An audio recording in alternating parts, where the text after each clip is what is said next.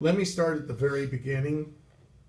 What is autism? Yeah, autism is a neurological disorder that affects some main parts of your brain, mostly communication, sensory perception, and social awareness.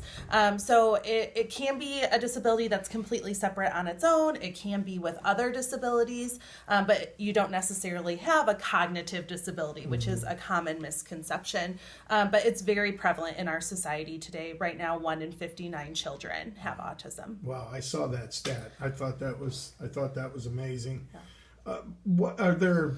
I don't know, symptoms, things that parents should look for.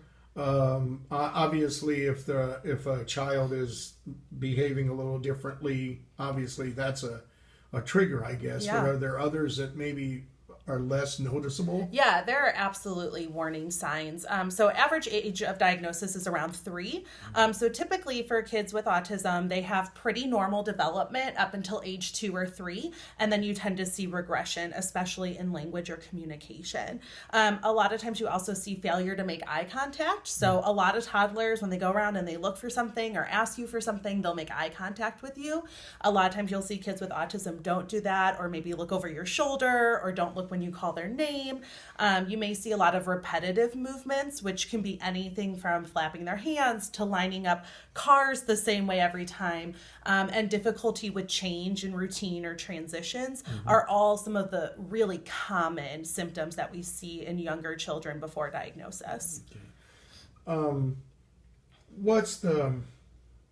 Is there still a stigma that goes with this, lack of a better term? Yeah, absolutely. And I think I talked to it before. If like people like me, if I see somebody like Connor and not used to being around that, but what sort of other, I guess, lack of a better word, stigma is there? I think stigma is a great word. I think we battle stigma both in the individual with autism and for their families. So for the individual with autism, I find a lot of times everyone assumes that there's some sort of like cognitive or intellectual disability along with their autism. And that's just not necessarily true. We have lots of individuals with autism who have above average IQs and who have average IQs, and that's just not always the case. So a lot of times people tend to talk down to individuals with autism or talk to them at a lower level because we assume that their cognitive ability is different. And I think on the parents' end, a lot of judgment and stigma comes to behavioral problems. You know, like you just don't discipline well enough. You need to be harder on them. You don't know what you're doing. When really that parent could be bending over backwards and doing everything right. It's just challenging. And I guess that's the message too. It's be kind of understanding about what you're looking at, because obviously the parent already knows there's a problem. Yeah, absolutely. And even if the parent doesn't know their kid has autism yet, like they know that in the moment this is really hard and this is really difficult. And it's probably not the first hard part of their day. Or they may not, kids with autism have tons of sleep issues. Maybe they didn't sleep the night before. There's just a whole underneath of what you're seeing out in public. And for a lot of parents that we know, it's difficult for them to even like brave going out in public. And we're here on our side in therapy trying to give them all the tools, the resources, build their confidence. And if our community could build that confidence in them too and that support, it's going to make that so much easier for all of our families. What's the most difficult part in having to say that word to a parent?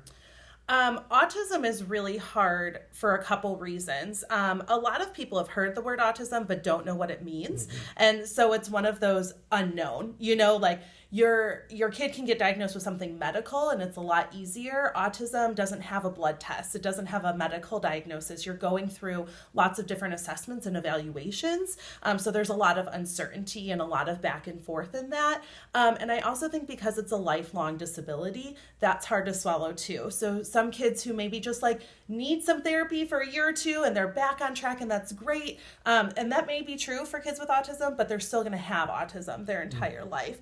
So I think sometimes like knowing that it's a lifelong diagnosis can be really difficult to swallow. I was going to say, because I mentioned about going into it in adulthood. So it's more of the treatment per se of not only the parent dealing with it, but also the child dealing with it. And as the older the child gets, understanding more how to deal with the behaviors that he or she has? Yeah, I mean, as therapists, our end goal is that you don't need us, right? You know, we work really hard with you and we love our time with you, but eventually you don't need us anymore. And that's because we gave the kid the skills they need, the coping mechanisms they need, as well as the family, so that they can live as typical of a life as they would without an autism diagnosis.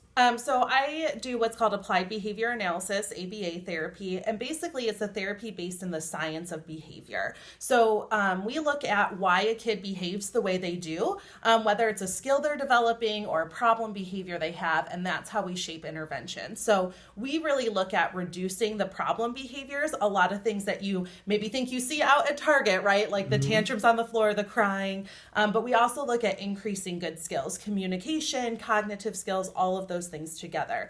ABA is unique in the sense that it can be really intensive. So some kids can get up to 40 hours per week of therapy. So they're coming to therapy like it's their full-time job. I have parents who are here 6 hours a day while their kid is getting therapy. And that's a huge dedication on both the family's end and on the kids' end. That's a lot of work for them. But worldwide, we're at a shortage of 55,000 BCBAs. And so it's a very big growing therapy, but with a big shortage on it. So we have lots of awesome therapists who are BCBAs and RBTs, registered behavior technicians here, who work with our kiddos. But the need is always there. You know, we always have more kids with autism waiting in line. And we want to be able to help and serve as many kids as we can. Society as a whole, what can we do?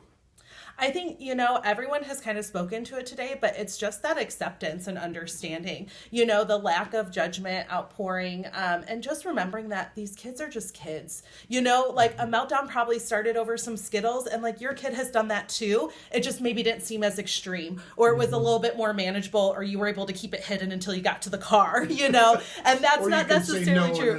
And it's okay. And so they're just kids. And at the end of the day, like their parents are trying to give them the best life possible. You're trying to give your kid the best life possible. You guys all have the same end goal. And I think especially if you have a friend who has a kid diagnosed with autism, like don't leave their side. You know, they probably are going through some grieving and going through a difficult process, and making sure that you're still being there for them, even if you don't fully understand it yet.